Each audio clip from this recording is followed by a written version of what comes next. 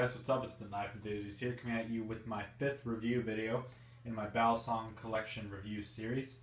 So, instead of making 2 separate videos on the Bradley Kimuras, I decided to put them both into one video, mainly because they're basically kind of the same knife, but with a different look in the handles. There's one, maybe 2 differences between the two, but nothing major enough for me to make 2 separate videos, so I decided to make it into one video. So this is just going to be like the Kimura review video. So to start off, Kimura series, they have all been discontinued except for the 8. The 8 still has a few Kimura 8s running around, or not running around, still for sale on a couple of sites. I don't know how many they have, I don't know if they're still in stock anymore, but there's still a couple of stragglers left. But for the most part, the Kimura series has been discontinued. This is the Kimura 2 and the Kimura 5.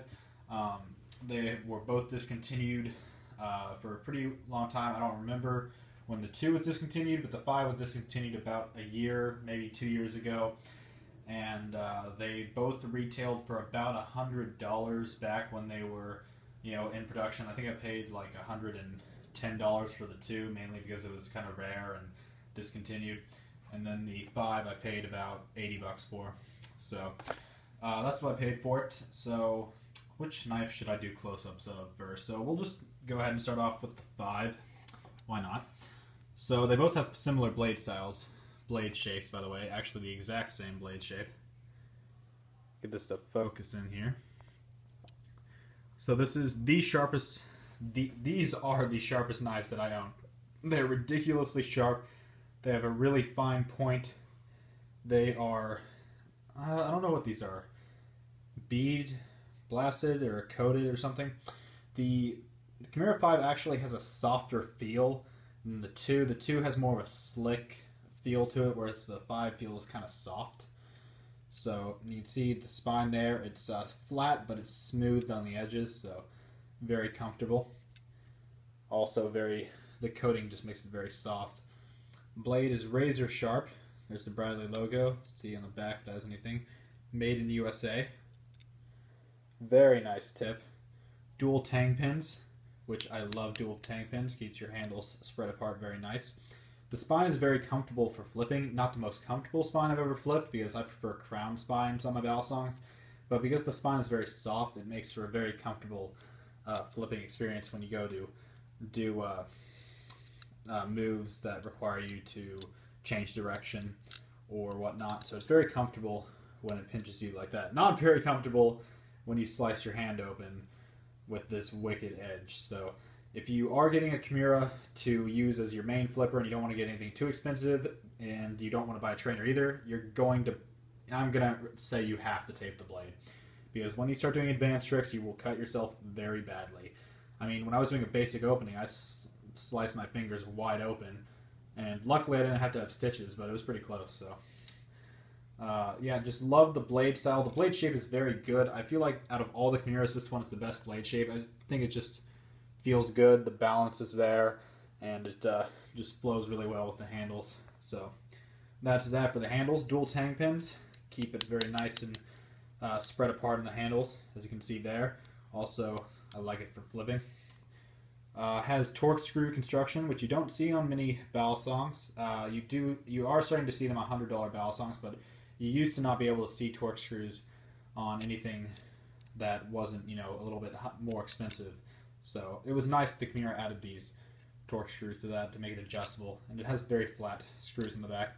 Stainless steel handles, sandwich construction, very smooth. Love the grip on the 5. It's just very soft and very not like too grippy, but it's just enough so it feels very comfortable and you still have a little bit of grip. I love the hole pattern, honestly, a little bit more on the 5 than I did the 2, which we'll look at in a minute. But for flipping, it's a little heavy, 5.4 ounces, not that bad. I mean, it's not like a super heavy knife, but it's just a little heavier than a 42 or something else, or it's a little heavier than an alpha piece, I believe. So.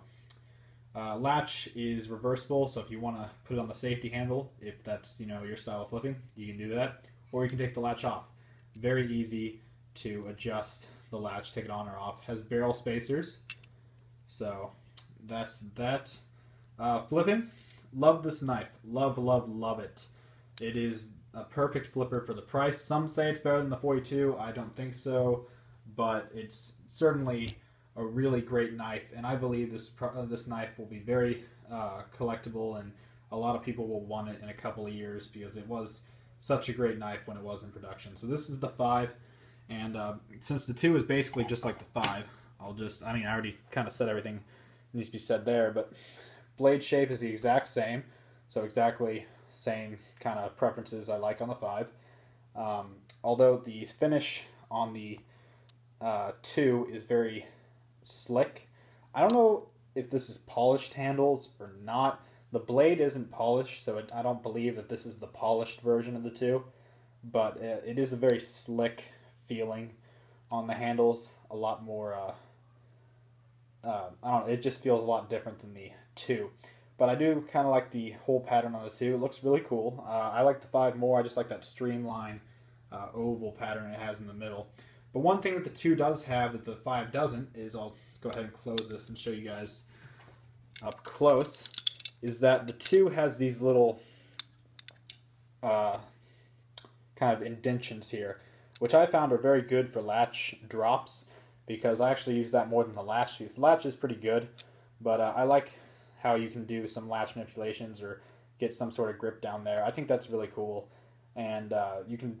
I kind of like doing the latch there, but I also like the latch for latch drop, so I really don't know why they didn't just carry that over to the 5, because it is basically the same exact knife, same blade style, just a different look in the handles. All they could have done was put the indention on the 5 as well, but they didn't, so that's one really difference, besides the fact that the 2 is a little bit more polished feeling, or slicker feeling, than the 5, which is a very soft kind of feel to it with the coating. So open the 2 back up here. Just put this one back in the middle. So same basic thing, stainless steel, sandwich construction, barrel spacers. Basically these 2 were the exact same knife, but with different handles. Now the Kimura series was, pretty well known for the Kimura 1 through 4, I believe, had these handles, except for the 2 is the only one that had the indentions here. So that was what made the 2 special. And the 5 through 7, or 5 through 8 had the same handles, except for the 1 through 4 and not the 1 through 4, the 2 through 4 and the 5 through 7 had counterparts. So the 2's counterpart was the 5. And what actually kind of messed up the system a little bit was that they came out with the 8, which was literally the 5, just with a little bit better tolerances, I believe. But it was the exact same knife, same handles, same blade, same everything, just better washers or different tolerances or something. So that kind of messed up the system a little bit, but oh well. It's basically a 5 anyway. And the Kimura 1 was the only Balisong that had its own handles from the Bradley Kimura series. It had like thicker handles. It was more rounded than these kind of flat square handles, as you can see how square it is down there. So overall, they both are basically, in a sense, the same knife, just they look different. I would probably rate these about a 7 or an 8 out of 10, mainly because if they were, they're $100 Balisongs, and they do flip really, really great, but it doesn't have all the things that, maybe a higher-end Balisong or a custom Balisong would have to make it a 10 out of 10 flipper. So I'd probably rate this at about a 7 or an 8. I'll probably put it at about a 7.5. So that's about the scale of what I think it is on a scale of 1 to 10. I think it's a 7.5 for flipping. EDC, I honestly don't like it for EDC because, one, they're just kind of, the way they're designed, they just feel kind of slick and not very grippy, or, they just don't feel like EDC knives to me. So I don't know where I would rate that on the EDC chart. Probably pretty low, but EDC I don't like too much. But for flipping, they're great. 7.5. If they were made from, let's say, titanium, that would probably bump it up to like an 8 or so. They are a little heavier, I've noticed. Like when I first had them, they seemed pretty light, but then I started getting a 42 and a Spiderfly or some other stuff that was a little bit lighter, And I went back to this, and these feel a little bit heavier. So they're not heavy. They're actually kind of like mid-weight range, which is really nice. So that's good. For weight, they're about 5.4 ounces. So if you can find a Kimura, I would strongly recommend getting one. They're pretty cheap, pretty affordable, about $100. Discontinued, I don't know how much they go for now. I would assume that they don't go higher than 120. If they went higher for 120, then that might be a little bit of a... you might not want to get them for more than 120. I don't know, but they haven't been discontinued that long, so I really don't think the price has skyrocketed. So if you can find one, buy one, because they are amazing, and I guarantee you that these knives will be like a new Benchmade 42, where everybody will want them and everybody will buy them. So if you can get one, then go ahead and get one. So that's the end of my review, guys. Love these knives. Great flippers for what they are, for the price, and they're just great. So thank you guys for watching. I'll be making other review videos shortly. So I actually had to take a break because I was pretty busy this past week with other stuff, so I didn't have time to make many videos. But I will be posting more review videos very soon, so stay tuned for that. So that's the end of my review, guys. Hope you liked it. This has been The Knife Enthusiast. Subscribe, like this video, and I will see you next time.